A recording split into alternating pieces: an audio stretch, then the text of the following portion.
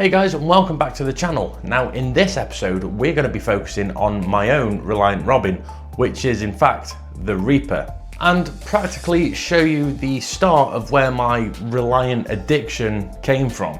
Now a few weeks ago our good friend Louis actually took one of my old phones and got it fixed up for me, so luckily thanks to him we are able to still have access to all of the old footage from the build of the Reaper. Now it is worth quickly mentioning that a lot of this footage was way before this YouTube thing started, so some of the camera footage and the picture quality is a little bit grainy, but hopefully it's good enough to use in this video. So without further ado, let's kick into the video and take you back to where it all started.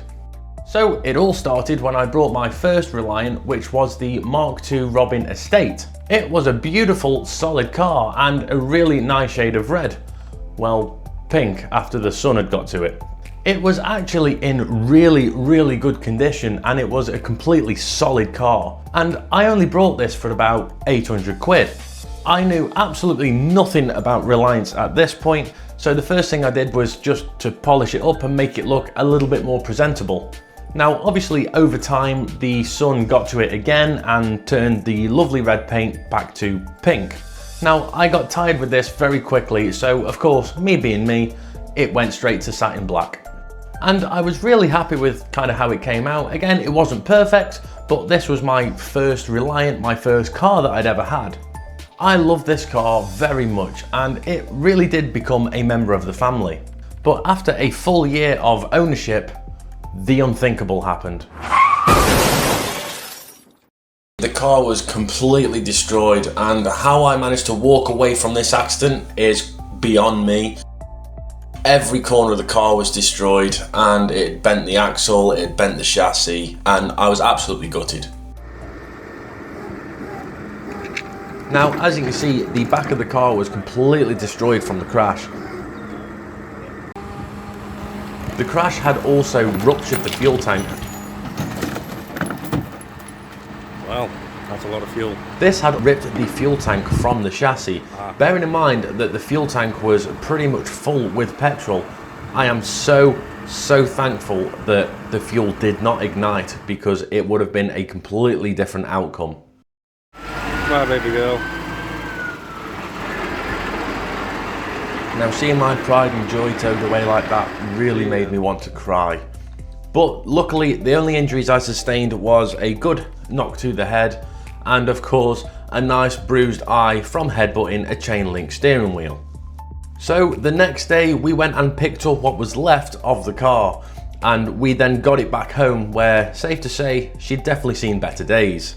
Now it was only when I got the car home the very next day that I could actually see the full extent of the damage and actually realise just how lucky I was to kind of be alive. The car was completely destroyed, and I'm pretty sure that at one point I actually started to cry. But despite all that damage of torn fiberglass and twisted metal, a quick top up of the fluids and a petrol can in the boot, she fired up and refused to die.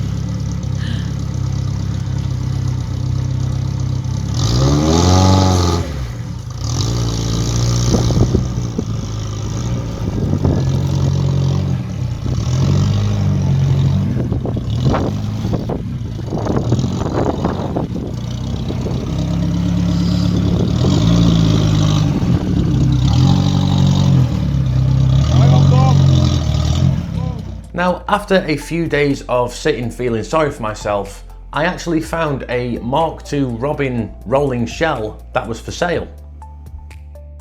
Now, the bodywork was pretty good on the car, the paintwork was pretty decent as well. So of course I went and go pick it up and we got it back to the garage. Once we'd got it in the garage, we then gave it a bit more of a check over and then take off anything that needed to be removed for the build. Here we've got them both next to each other and there's one sad looking little Robin there. The easiest way to work on these things like this is just easily tip them on the side, so that's pretty much what I did. Started working on the chassis first, just get it looking half decent, and you can see how I've propped it up just with using a couple of seats there. Focused on the brake lines there, getting them made up nice and fresh.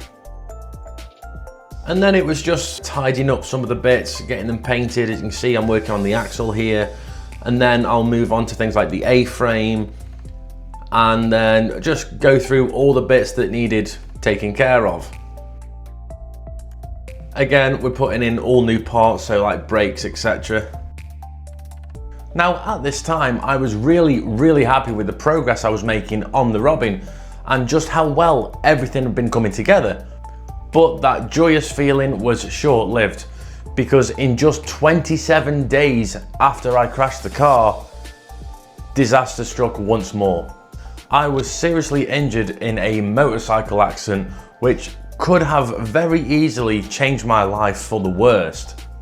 When I showed the doctors this footage, they said that if I was just a few inches over to the right, I could have potentially lost my left leg, which would have been completely life-changing. I love this motorcycle so much and it did me really well. I was so gutted that I'd lost not only the car but the bike as well, all within the same month. I felt like my luck just could not get any worse. But as injured as I was and as stubborn as I am, I refused to let that accident hold me back from building my car. So bravely and probably foolishly, before recovering, I went straight back to the garage and kept working on the car. I was in so much pain. It was absolute agony and I could barely walk, but I was so determined to get this car done. I just felt like I had to turn a negative into a positive. But I pushed through the pain and focused on the jobs, and one of the first jobs was obviously to sand it down and get it prepped ready for paint.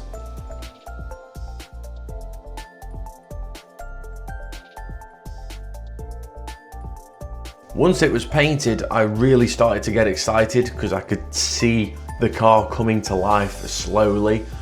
It felt like I was able to get over that first hurdle of building this car. Bearing in mind, this was the first time I'd ever built my own Reliant, or any car in that matter. The next stage, I decided to do the interior work. So what I thought of doing here was actually putting a leather headliner in, and I was really happy with the way it was coming out. I mean, a whole roll of the leather cost me about £60, and that did most of the car. And then obviously all these sides I was doing in leather as well. I did the little handbrake transmission tunnel area in leather, which I thought was quite a nice touch. And I just wanted a few nice touches of leather around the car. And then I was putting in all the carpets as well. Now, I couldn't afford to buy all new carpet, so I decided just to fit this and then spray it black. And it works, I was happy with it. Then it was time for the wiring harness along with the dashboard. Again, just to kind of test fit and make sure it was all aligning up properly. I was getting really excited here because the dials were going in, the switches were going in. It was kind of starting to take shape, and I remember feeling really excited that the car was coming along slowly. And then I started to mess around with some of the lights, managed to get the electrics working, and as you can see here, I got some red LEDs behind the clocks and I was really happy with they come out. The speedometer was a little dull, but it was red, so I was more than happy. Following on from that, of course, was getting the tail lights working, and amazingly, these actually survived the accident.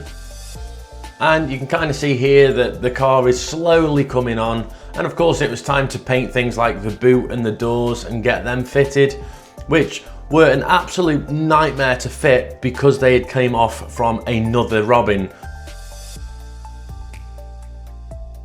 So as she's almost finished, there's only one last thing that this beast needed, which was a heart. So I got busy and started to build a nice snazzy looking engine for it.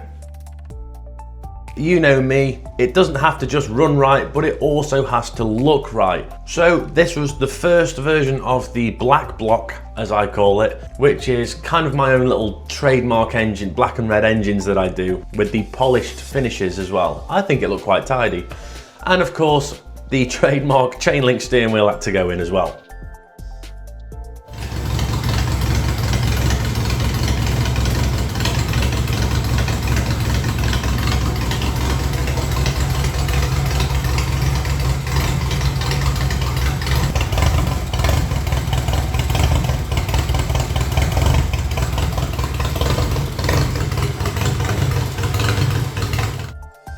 And of course, we can't forget about those red lights in the footwells. So as the car's transforming more and more each day to becoming a complete car, it was now time to paint and fit the doors, which I might add that it took 13 hours to hang 2 doors with 3 people. Never again. So the next job was focusing more on the little details, like making the exhaust look nice and of course polishing those replacement wheels I had. Now this is where I really got excited because you can almost see the finished product of the Reaper, and I was getting all goosebumps at the end of this build, and it was coming on a lot better than I actually had in mind. So now the car is virtually ready. There's just one very small job left to do, and that was to get it out the garage. This was a loading bay about 5 feet from the ground. This was fun. Yes, I still have nightmares about how I used to do this. This is why I built my own garage at home. After about 30 minutes of a lot of twitchy bums and a lot of swear words, we finally managed to get the car onto the ground. And here it is, the birth of the Reaper. And there she was, the first Reliant I had ever built by myself.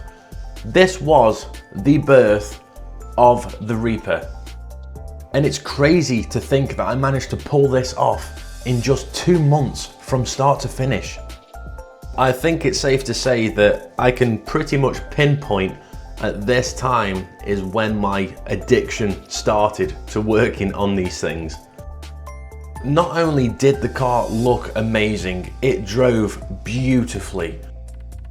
And within the first few months of the build, I then went ahead and won my very first trophy with the car.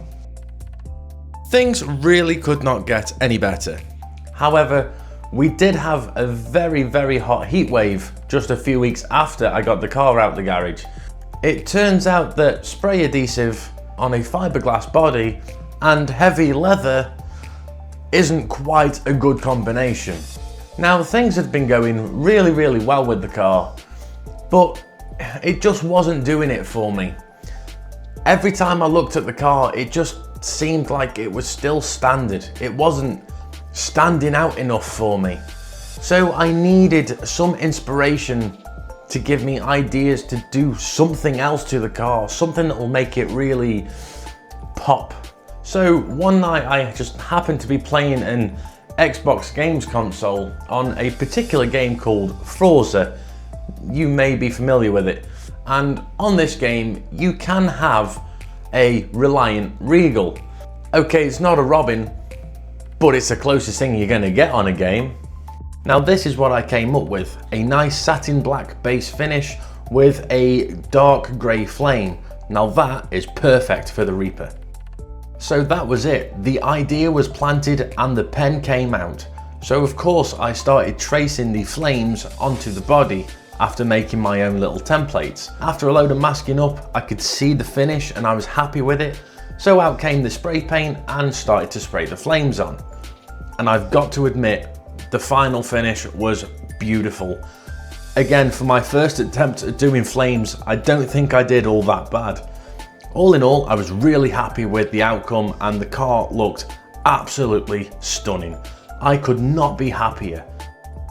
And this car was now becoming my best friend. And to top that all off, she even won me another trophy. And things really were going very well. The car was looking absolutely fantastic, the best it's ever looked before. I was the happiest I ever was before because the car was not only performing fantastic, it was looking just crazy and I couldn't have been happier. And then disaster struck yet again. Now, was I gutted that the car was destroyed yet again? Yes, I really was. I was devastated, absolutely devastated. But the amount of time that I'd put into building this car, the amount of injuries I sustained to get this thing together, putting myself through physical pain after having a motorcycle accident while building this car and just throwing everything I had at this car to bring her alive. I just couldn't condemn the car. I just couldn't get rid of it. It had to be rebuilt. Now, I found myself a nice little Rialto shell. Now, I cut the whole front of my car off. This was because of the extent of the damage. I then cut the nose of the Rialto off and bolted that up against my car. This now gave me a nice template to work on. This is the kind of design that I was going for. So of course, the first thing I wanted to do was start making the grille for the car. Now, I decided to use these little headlights that I had, and I always wanted twin headlights on the car, so this was the perfect opportunity to get this done. Once I was happy with the headlights and the grille, I then continued to do the fiberglassing of the front end and getting that front end section part of the shell. Now, this was my first time doing a big fiberglassing job like this, so I was kind of felt like I was out of my depth a little bit here. But as you can see, I kept plodding on, and to be honest with you, I'm really happy how it came out. You'd almost think I'd done this before. Now, working on the air intake side of things was really tricky as the fiberglass kept having a tendency to fall underneath.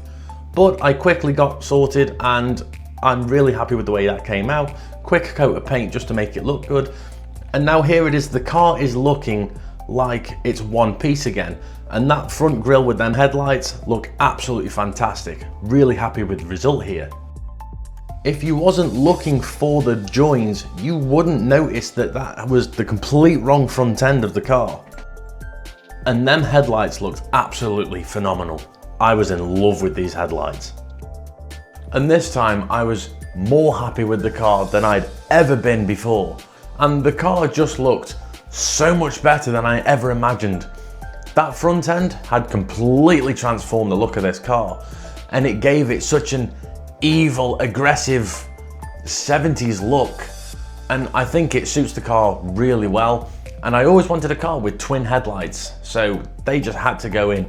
And you know what? I'm glad I did, because it made such a difference. Despite how happy I was with the car, there was still one thing that was nagging me, and that of course was having stray flames dotted around the car. So we had to do the flame job one more time, and this time it was even trickier because we had to line up the new templates with the existing paint on the body. So that was fun. And there you have it. That is now the Reaper that you all know and love. When I say that I have been through a lot with this car, well, you can see I really mean it. This car and I have been through so much in the past, 6 years or so that I've had it. It really feels like it's another member of the family. So there you have it, folks. That is the history of the Reliant Reaper and how I came to having my first Reliant up to now of being the Reliant addict that I am. I'm sure drugs would be cheaper. So thanks for letting me share my Reliant story with you guys. And also, if you like my new little studio Pig Pals HQ thing that I've made, let me know down in the comments. Don't forget to subscribe, hit the like button and drop a comment. And with all that being said, I'll see you guys on the next one. Peace.